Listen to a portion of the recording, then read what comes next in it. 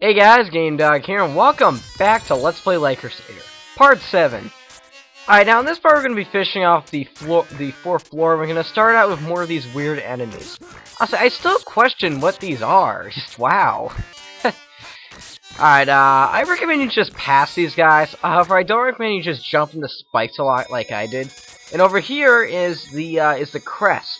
Now remember those magicians, how they kept on asking if we had the crest? Well, this is the item they're talking about. Now they'll accept us.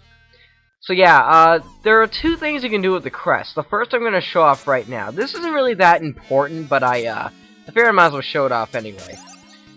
Through that door to the left there, you might remember before there was a shop in there, and the magician asked us if we had the crest. Well, now we can buy stuff. This is a guild shop. We collect all high-class goods. And 1,000 gold for a pendant. Yeah, they sell a whole bunch of weird stuff here, including pendant. It's like, however, all of it is so expensive. Like, honestly, chances are you're not really gonna buy much from that shop, but it's there, so why not? Now for the real purpose for the crest. If now we're in the perimeter area of the fourth floor. We're gonna come back here a couple more times by the time we're done with this world. What? Okay. Alright, now these two magicians right here, if you talk to them, they'll let you through. If you try to talk to them when you don't have the crest, well, you'll attack them. Yeah, ironically, you can still attack them by accident when you do have the crest. So, yeah. Oh, and this platform is weird. It, like, moves with you. It's kind of weird. However, you use that platform to get up to the, higher platform. And wow, 900 GP. That's almost enough to buy that pendant on its own. I should have gone back there. For a second, like I'm gonna die anyway. And now we have evil clones of David. Yeah. Most people will just go for the clones, but what you really want to do is you want to go for the magician, because when he dies, the clones die. Yeah. I think the clones can drop some items. In fact, I think they drop more items more often than the magicians, but I didn't get any drops that time. Thank you very much. Now I can get back to my daughter. So yeah, we saved her. Random cough out of nowhere. And now going up into this doorway, now we have these weird little statues. Whenever you pass by them, the screen will flash yellow, and I can't really explain this, but my controls are reversed. When the screen flashes yellow when you pass by one of those statues, your controls are reversed. You press down to go up and up to go down. Yeah, we have another one of those Simon Says puzzles, but we're gonna go through this door first. Now this area right here, it's kind of hard to explain. You see this arrow right here? Well, if you walk into the arrow, you go into a secret area. Yeah, I don't get it either. And in here we have dragon armor. It's a pretty good armor. And if you're wondering about what the missing armor slot is, don't worry, I'm going to be showing off anything I don't get in my normal run in a bonus video at the end of this. So there we go. And if you're wondering what that sign says, it says nothing. So yeah. Yeah, I figured like after I'm done with this project, I could probably do a bonus video to explain some cool things or cool little like facts about this game I discovered through my years of playing it. Once again, I've been playing this game ever since like my elementary school days, so I am quite used to it. Yeah, in the bonus video, if I do bother to make one, it'd show off like how to get some of the missing pieces of armor and gloves I don't get in the normal run, as well as some history of the game and some differences between the two versions of the game that I'm well, here's something that some people might have noticed. But if you guys been noticing, some of the that's a dumb way to word it, never mind. I'm playing the European version of the game. Yeah, and my reason is I can't find the American ROM, so instead I just decided to download the European ROM. And playing through it, I've noticed some subtle differences that weren't there in the American version I played as a kid, and my microphone just moved. Sorry about that. Yeah, so I figured that in a bonus video I could kind of explain the differences, because some of them are quite interesting, including the name change of one of the major enemies in the game. During our plan, unfortunately, we discovered there's a traitor in our midst. Those who go against Lord Roke will stand in our way should fully understand what will happen to them. But first, you must deal with another troublemaker. Who's the other? Oh, it's me. Okay. Yeah. The other troublemaker is me. And now we have kind of a mini-boss where you have to fight 3 of those wizards we saw before at once. One thing you're going to notice is that these wizards are probably one of the most annoying enemies in the game.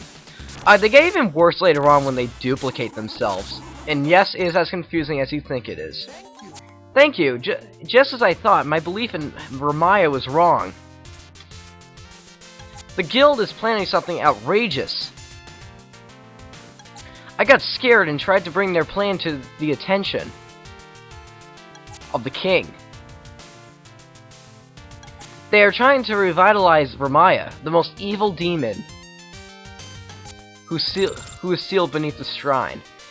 That's the enemy I was talking about that had a name change. Yeah, in the European version, for some odd reason, he's called Huster, but in the American one, he's called Ramaya. And being American, I'm going to call him Ramaya, so deal with it. And now we have probably the easiest boss in the game. I call this guy the Labyrinth Scorpion. And, yes, I just beat him in about a minute. Oh, and if it's not obvious by now, I love jumping on top of the enemy during their, like, death animation. So there we go. And now we have more zombies. I don't really like the fact that the zombies are the only enemies in the game that can inflict a status ailment on you. Like, honestly, like the Scorpion, for example. That could have poisoned you. In fact, that would have been kind of cool. That actually would have made that boss a challenge.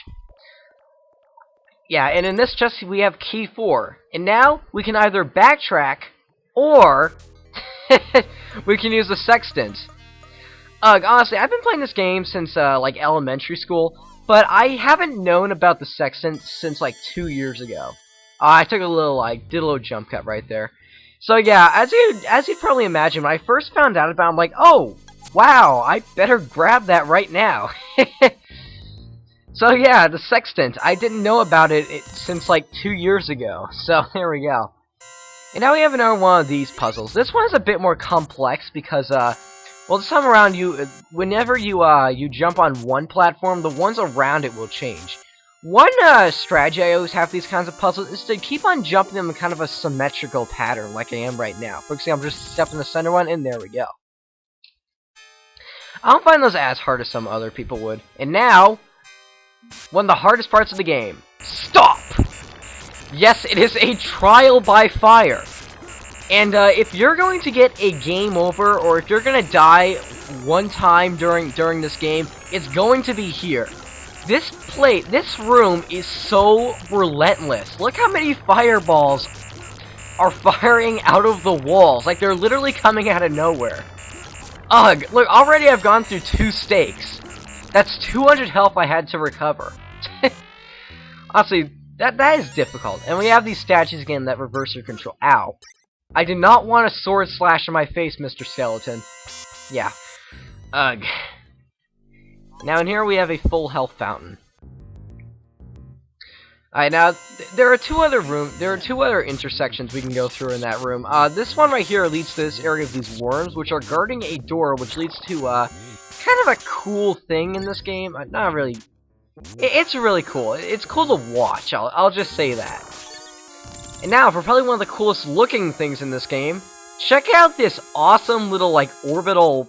Honestly, that chest has its own gravitational pull here. Look at all these little fireballs circling it. Ugh, and what you don't want to do here, you want to get rid of all those fireballs before you jump in there and grab the maximum life.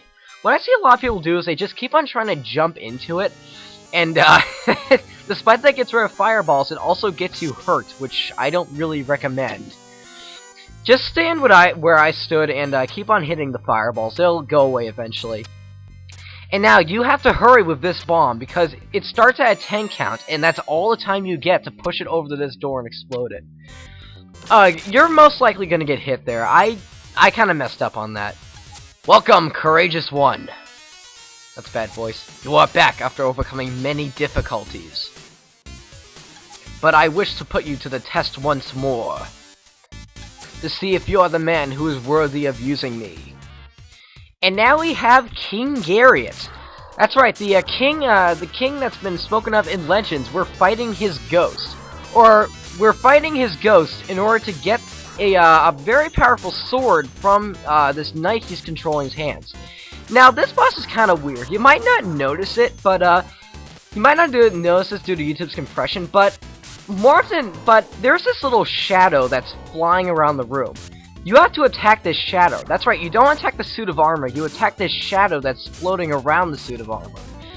And this is how you hurt him. I always like to imagine that this little shadow is like the ghost of King Garriott. I don't know, kind of a cool little belief. Ugh. And this sword, this knight he's controlling is using is extremely powerful. Huh, we might even get it at the end of this fight. Regardless though, the suit of armor itself, most of its attacks involve trying to get you closer to it. The attack you really have to watch out for is when it does that, it like lunges forward at you. Its other attack is when it does just a simple little sword strike, and the final attack is when it shoots its gauntlet out at you in hopes to grab you and bring you closer to it so it can do the sword slash. So there we go. Well done. You are truly worthy of using Light Crusader's power. You may borrow the 8 Wizards' power to seal over Maya's power. And we got the Light Crusader, and let me tell you, you know a sword is powerful when the game is named after it.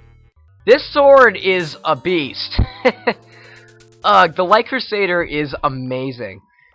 And it's one of the most powerful, actually it is the most powerful sword in the game. So there we go.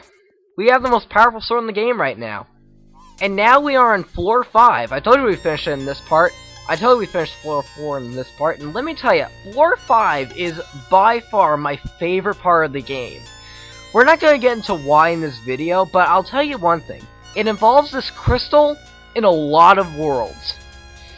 It's pretty awesome. Yeah, so we're going to finish off the episode right here by seeing what's in these rooms to the side here. The one all the way to the left is a save room. The one to the bottom right is a fountain, and the one to the top right is a portal room. Is one of those little teleportation rooms. Fair, might as well show off. So you know what? I will see you guys next time on Let's Play Light Crusader. Thanks for watching.